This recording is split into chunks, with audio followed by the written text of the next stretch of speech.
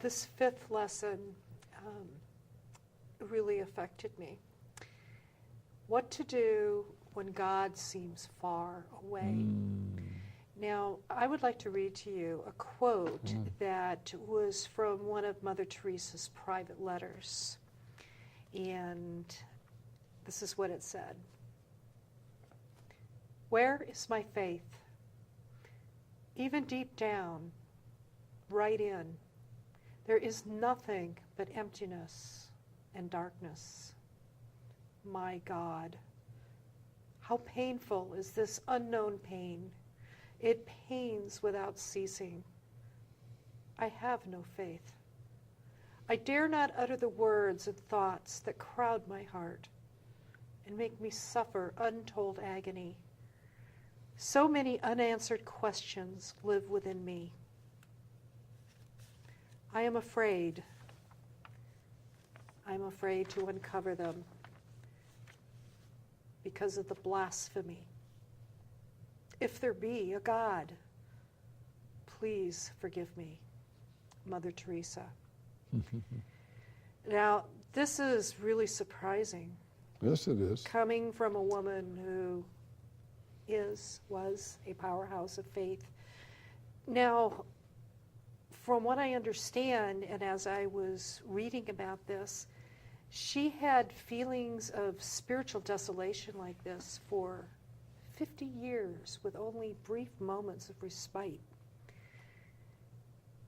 I cannot imagine being in such a place of being in the desert, so to speak, and then also being surrounded by the suffering that she saw around her and took the actions that she did, that she knew that needed to be done, saying yes to God and doing what she needed to do now while being in this horrible state of darkness. So, Father Mike, I'd like you, to the best of your ability, to comment on this spiritual desolation, and then I would like to talk to you about how each of us at various different points and periods in our time may go through something not quite as spectacular as she had, but still feeling very alone during times. It's like, where is God? One of the mysteries of the Rosary, it comes from the Gospels, is the story that Mary and Joseph and Jesus traveled the 90 miles from Nazareth down to Jerusalem, and they were there for the feast of the Passover, big celebration. People have said that there might have been up to 1 million people that would have been in the city of Jerusalem at that time. Something happened that they were moving when it was all finished. It seems that they would travel with 2 caravans, the women and the men in separate caravans, and would move out and head back. They went a whole day, and then when they came together, they found out that Jesus wasn't there. You know, Mary thought that he was with Joseph, Jesus was this. And the Bible just says very simply that for 3 days they searched for Jesus. Then they found him in the temple, and he was there. And just the simple words of Mary, my son, you know, your father and I have been searching for you. You know, why did you do this? I like that story because it speaks of the possibility of losing God, losing the feeling of God, losing the consolation and the strength of God in our life. Mother speaks of one of the strongest things of any saints that you might want to see of 50 years, as you said, of lacking all kind of consolation. What do we do when the emotions of our relationship with God is very, very shallow? I think that what Mother says, and here this is from my own 2 cents, and I don't know, sometimes emotions are not necessarily what God is expecting of us. Sometimes emotions are not as important as trying to love ourselves as best we can and to love the people that are in front of us, the ones that are hurting. And I think that's for me, That's the bottom line of mother's hope. She didn't have that consolation that I can experience. Time and again, the Lord has entered my life and brought blessings and peace, and I just thank the Lord, and I'm full of thanks. But that doesn't necessarily always happen. And yet, I think the call of Jesus is to find Jesus in the face of the people that are suffering. And that's what she did. This is what's scary. We can read the Bible, and we can go to church, and we can do all kind of religious things. But the heart of a real religious experience is finding God in you, and being able to care for your needs and to care for you. That's where I find the true fullness of what it means to be a follower of Jesus. There's a wonderful. I listen to Pandora in my car. I listen to music, and one of the songs that came up was a song from the musical Les Mis. You know, when someone's singing, I love these talented singers that can sing, and they were just going along, and I'd heard the song before, but all of a sudden, there was a line that came in there, and it kind of jolted me, and I pulled out my pen. I'm driving along, but I had to write down these words, and the words were, to love another person is to see the face of God. And that when we run into these situations of perhaps a separation from God, to make sure that we're continually reaching out in love to the people who are around us and knowing I can see the face of God in the people that I love. Does that make any sense? That is, yes, it does. It is very deep. It helped me to understand.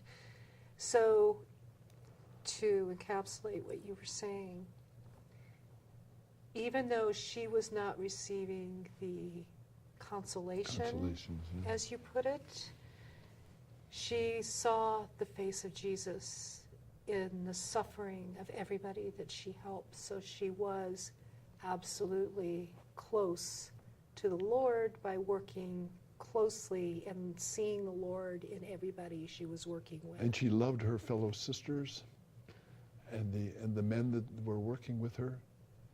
And even that person that's dying, you know, in the gutter, and reaching out and cleaning their body and caring for them and holding them, she was able to hold God in a beautiful way. And those words, to love another person, is to see the face of God. And that, I think, even though it lasted 50 years, that was her foundation. Seeing the suffering of the Lord in all those you help.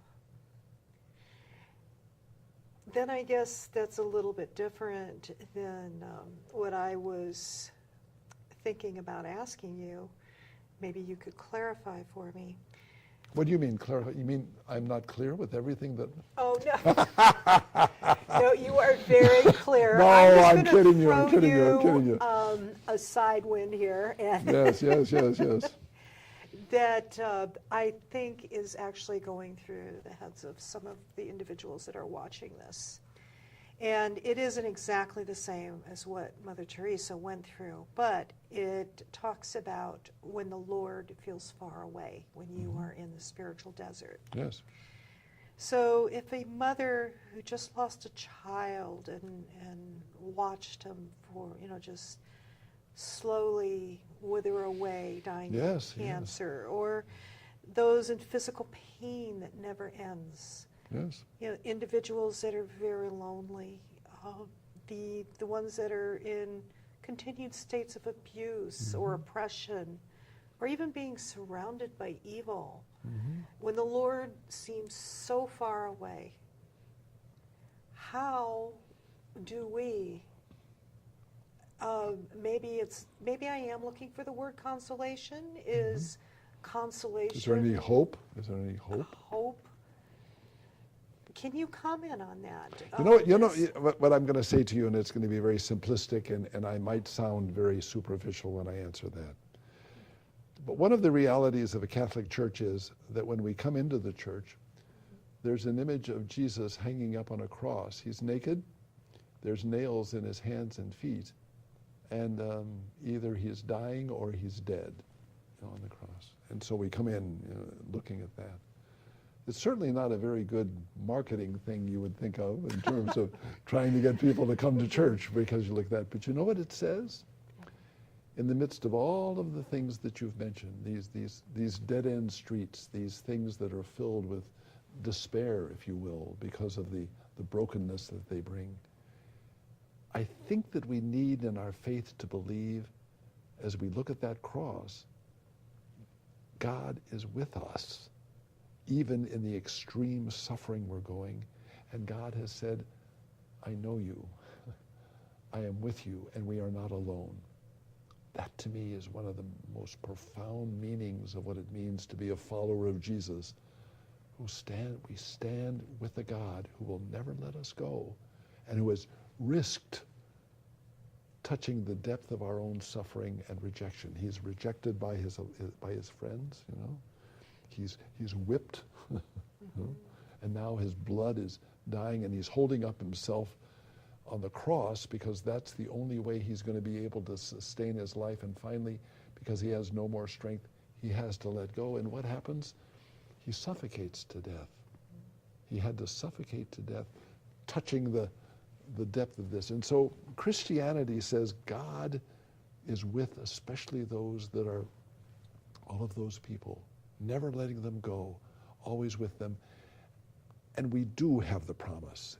We do have the promise, even in the midst of this suffering, of God's presence and God's assurance that we are going to be able to be in heaven for all eternity. So holding on to the Lord even during the difficult times. And to look at the cross and realize this is not just a man, this is God. This is our faith. God is the one that's dying on the cross or is dead on the cross. God is with us and will never let us go. And he certainly understands. Yeah, he knows the ins and outs of all suffering. Well, Father Mike, what you have taught today, I think, is very important for many of us to hear. I mean, if you think about how Mother Teresa, who said yes to the Lord and took steps out in faith, and every step of the way opened up for her in the now situation as it was, and how she moved forward and how she was guided to do, has made a huge difference in the lives of so many people around the world. Just the love of that one person moving forward in faith and planting that seed, and how it has spread throughout the world, is such an inspiration, I think, to all of us, and how we each can experience and even do what she did if we just say yes to the Lord and take action in faith now, right now. Do it. Well, Father Mike, thank you again for joining me here today. Thank you. I mean, you're a busy boy, I'll tell you. Getting together to have this interview, it really is a blessing to come together to be able to have this. And it's kind of fun. It's kind of fun to be on the other side of the chair. Yes, I can imagine. You were very kind. Thank you very much. But I would like our viewers to be able to get into touch with you a little bit more. You have so much that you offer, the beautiful things that you teach. You have many various different books and shows that you do. Your website has all different types. You know what? I'm going to let you tell us. What do you have? So people can come to you and... Well, if you'd like to participate in the ministry that I have, which is a deep desire to be able to use mass media as a means of sharing the good news, radio, television, internet, and whatnot. One of the ways of getting into us is our webpage. And it's very simple. It's a simple thing, and it says WordNet, and then you throw in, instead of com, you throw in the words TV, wordnet.tv. And in there, a person can go to a store, and my books, my pamphlets, my little flyers, are all available there. And this can be a wonderful way of going right there, picking up what's something that maybe tickles your fancy, and then staying in touch with us and allowing us to be able to bank on you to be able to continue the ministry that we're doing. So very important to go there, to go to the store, along with seeing the television show, along with seeing the daily reflection we have on the Bible, which is called I, God, Today, for your telephones or for your iPads and your computers. It's all available there. So I encourage people, a call to action, if you will. Go to the web page, look at the variety of books and flyers and information, and be a part of the ministry, please. Well, Father Mike, I think it's important also for our viewers to understand that this is how they are able to support their ministry, because you do so much important work and you go to so many places. You've touched many lives. I mean, 45 years is a long time to be out there to make the huge difference that you have. And if somebody in the very, very least would just take the first step and go to your website and just sign up for the free newsletter, right? Yeah, you can do that. And receive on, is it daily or weekly that the newsletter? Well, it's every month, but also to get in touch with the I, God, Today and start to become a part of this, Those can make a very big difference in your daily lives when you receive these words of encouragement and enlightenment from Father Mike. So tell them again the name of your website and wordnet.tv. Go to it. Okay. And then also pick up the free app, I, God, Today, the daily message about the Bible. Outstanding. Well, thank you, Thank Father you Mike, very for much, taking Linda. the time Thank you. today. God bless you. Have a God good bless day. you. God bless you.